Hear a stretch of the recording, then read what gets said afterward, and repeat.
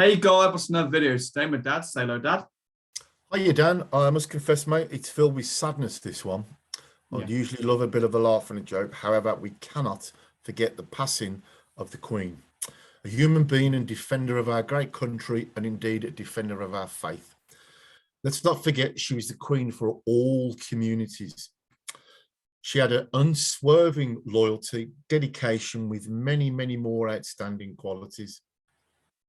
A person, Dan, we could all learn from. 70 great years. She dedicated her life.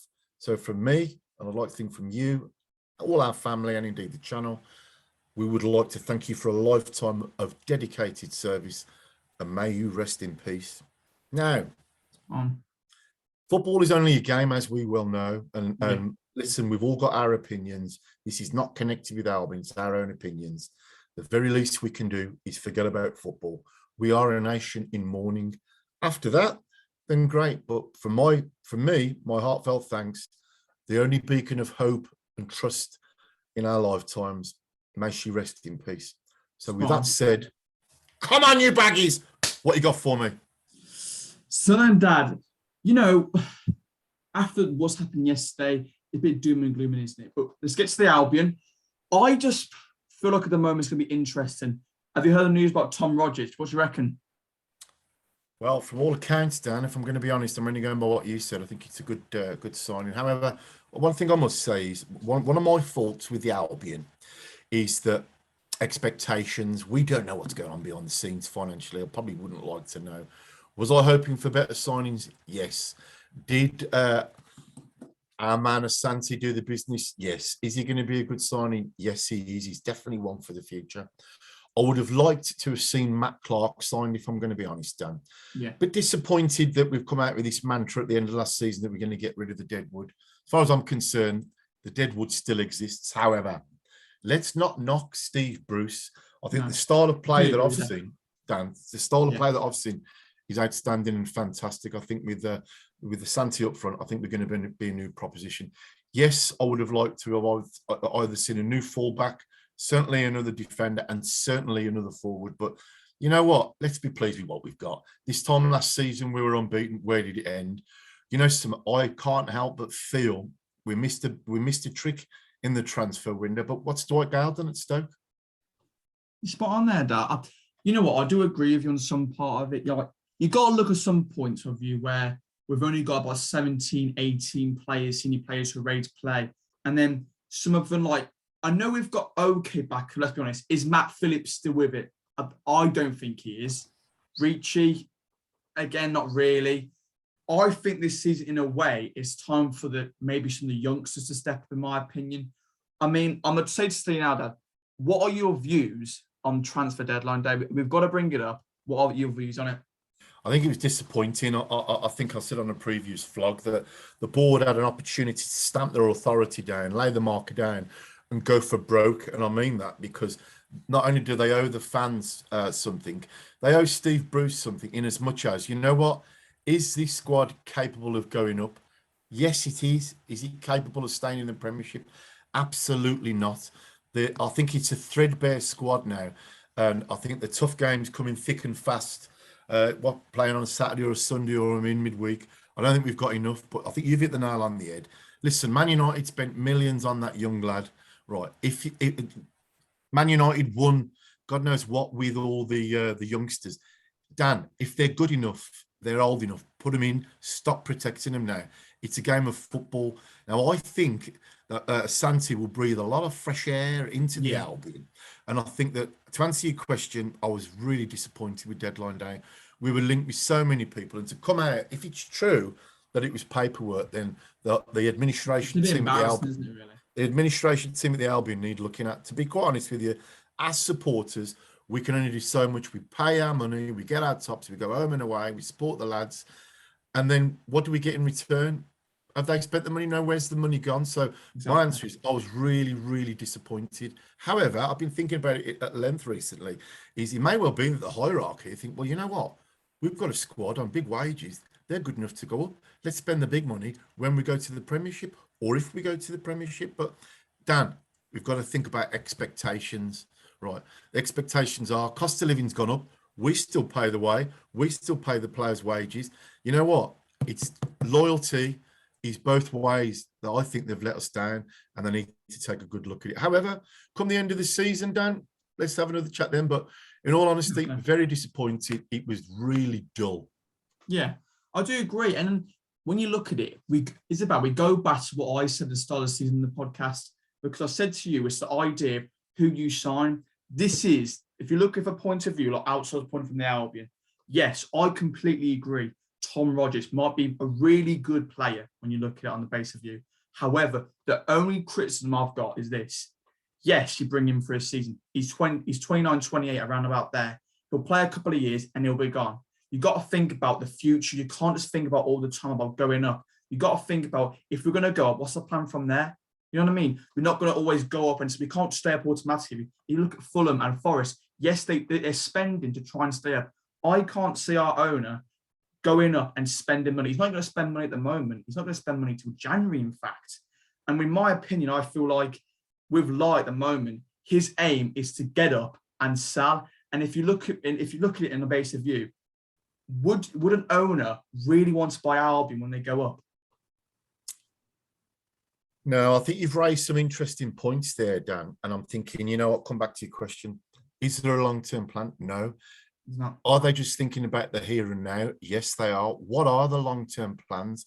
I don't think the long-term plan is that the owner wants out. Now, you know something. If that's the case, be upfront about it. Put us up for sale, but be careful what you wish for, Dan. That's all I'll say. That's what I mean. Some of the points being wished for. Burnley, I think there's something going wrong there, isn't it, with the owners? Like, they brought these American owners in, and there's something just a bit not right with the owners. I mean, they could be in a bit of problems. So, yes, the owner's not giving us money, but I think as well, keeping with the owner, I feel like Ron Gourlay, another person behind the scenes, yes, he's given, when he came in, he gave all this, big man stuff about, talking to the fans a bit more. The thing that I try to see on Twitter nowadays is when we had Joe Massey still here, he would communicate with the fans, what's happening, transfer here, transfer there, who's leaving the club. From what I found out at the moment, there's literally no one communicating with our fans about what's happening. What we really need is someone that can communicate with the fans, tell them what's happening, and we can go through all that on a really good relationship with the fans and the club.